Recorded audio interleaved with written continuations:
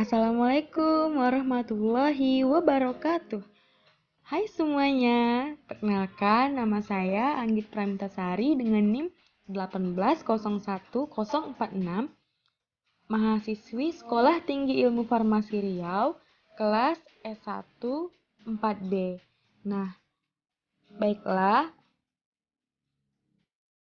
ini merupakan tugas mandiri Kimia Bahan Alam 1 dengan dosen pengampu Bapak Hayul Fadli MSI APT.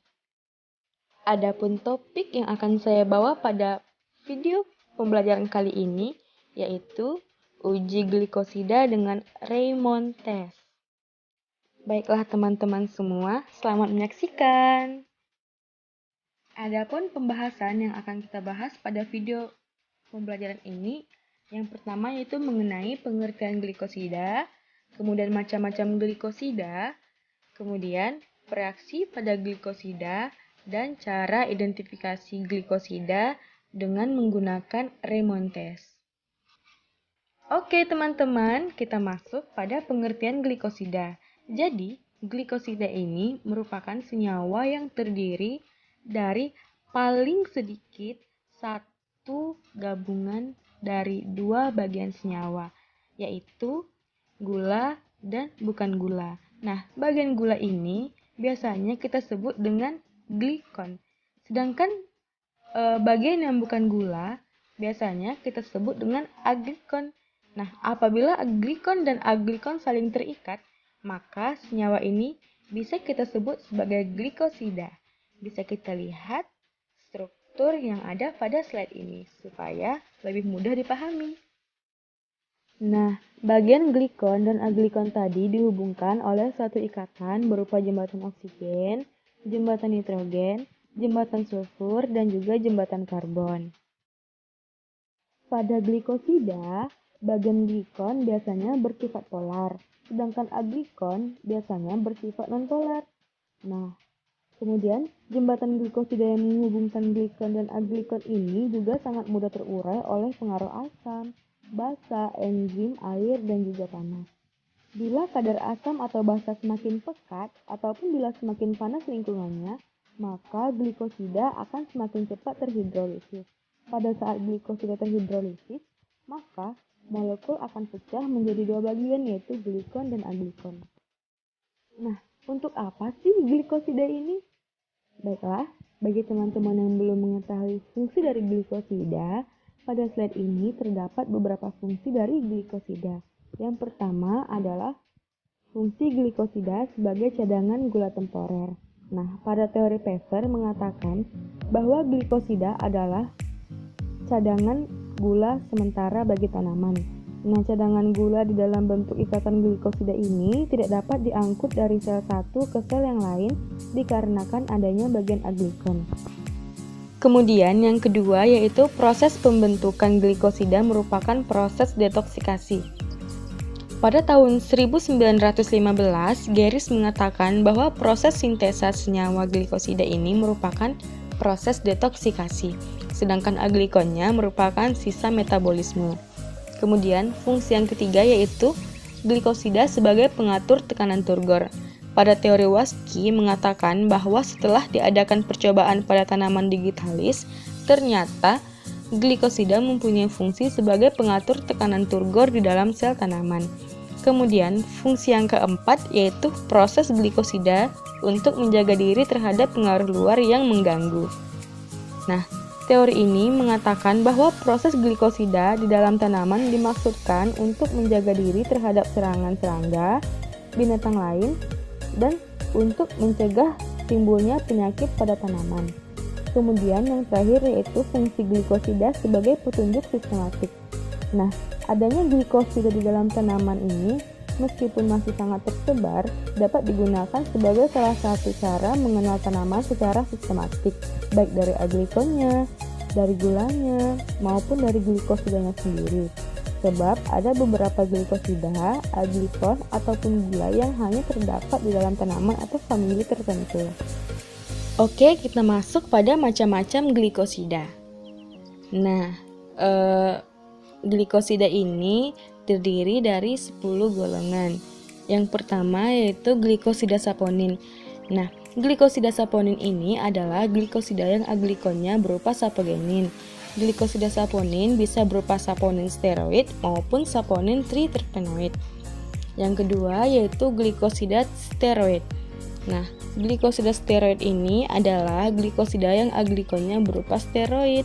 Glikosida steroid disebut juga dengan glikosida jantung karena memiliki daya kerja kuat dan spesifik terhadap otot jantung.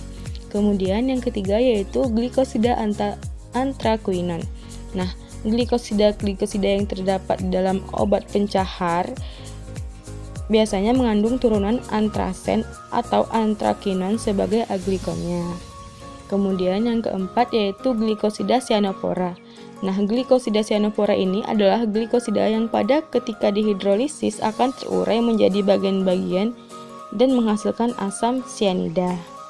Kemudian yang kelima yaitu glikosida isothiocyanat. Nah, banyak biji dari beberapa tanaman keluarga Crucifera mengandung glikosida yang aglikonnya adalah isothiocyanat. Kemudian yang keenam yaitu glikosida flavonoid. Nah, glikosida flavonoid ini glikosida flavonol dan aglikon biasanya dinamakan flavonoid. Glikosida ini merupakan senyawa yang sangat luas penyebarannya di dalam tanaman. Kemudian yang ketujuh yaitu glikosida alkohol.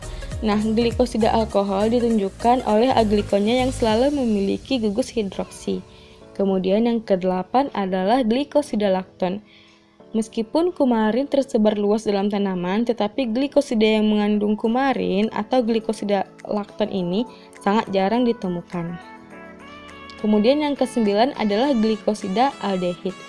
Nah, salinigrin yang terkandung di dalam Salix discolor terdiri dari glukosa yang diikat oleh M-hidroksibenzaldehid sehingga merupakan glikosida yang aglikonnya yaitu suatu aldehid. Nah, kemudian yang ke-10 adalah glikosida fenol.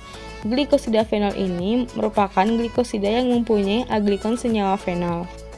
Oke, kita masuk pada fraksi glikosida. Nah, fraksi glikosida ini terdapat 5. Yang pertama yaitu Keller-Kellyanni test, kemudian Legal test, kemudian Raymond test, kemudian Beljet test, dan juga Born-Traeger test. Nah, yang akan kita bahas pada video pembelajaran kali ini yaitu fraksi glikosida Raymond test. Nah, fraksi glikosida Raymond test ini didapatkan dari melarutkan M-dinitrobenzen 1% di dalam metanol.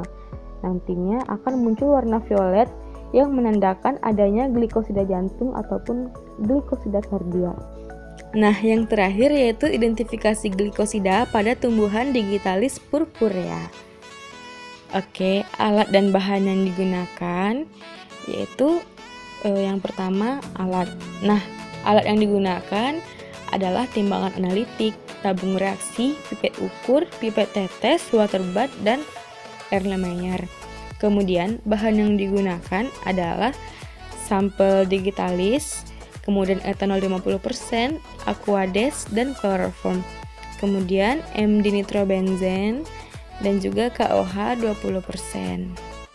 Nah, sekarang saatnya kita masuk ke cara kerja.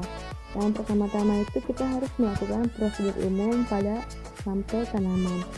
Nah, cara yang pertama yaitu 4 gram sampel segar kita potong-potong halus, kemudian kita masukkan ke dalam air Erlenmeyer 100 ml, kemudian kita macerasi dengan 25 ml etanol dan panaskan selama 15 menit.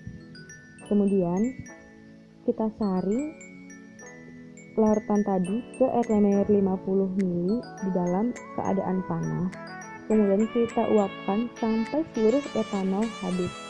Kemudian yang ketiga caranya yaitu kita tambahkan kloroform dan air suling sebanyak 5 ml dengan perbandingan 1:1. Setelah kita tambahkan, kita kocok sampai memisah lapisan kloroform dan lapisan air. Kemudian setelah itu kita pipet bagian kloroform dan kita pindahkan ke dalam tabung reaksi bersih. Kemudian kita lakukan identifikasi khusus dengan remontase. Nah, identifikasi khusus ini caranya yang pertama yaitu sejumlah kecil glikosida kita larutkan di dalam 1 ml etanol 50%. Kemudian kita tambahkan 0,1 ml reagen Raymond yang sudah dibuat. Aduk homogen. Nah, larutan yang sudah homogen kita tambahkan 2 atau 3 tetes larutan KOH 20%. Nah, nanti timbul warna violet yang kemudian berubah menjadi warna biru yang menyatakan reaksi positif pada uji identifikasi dengan remontase ini. Nah, reaksi positif ini tergantung pada adanya gugusan metilen aktif yaitu pada atom C21 di dalam cincin lakton dari cardenolida. Baiklah teman-teman semuanya, dengan berakhirnya materi kita, maka berakhir pula video pembelajaran kita kali ini. Baiklah, saya selaku pemateri, apabila terdapat kesalahan di dalam materi saya mohon maaf yang sebesar-besarnya. Dan terima kasih kepada semua teman-teman yang sudah meluangkan waktu untuk menonton video pembelajaran ini. Baiklah, saya tutup. Assalamualaikum warahmatullahi wabarakatuh. Jangan lupa komen, like, share, and subscribe.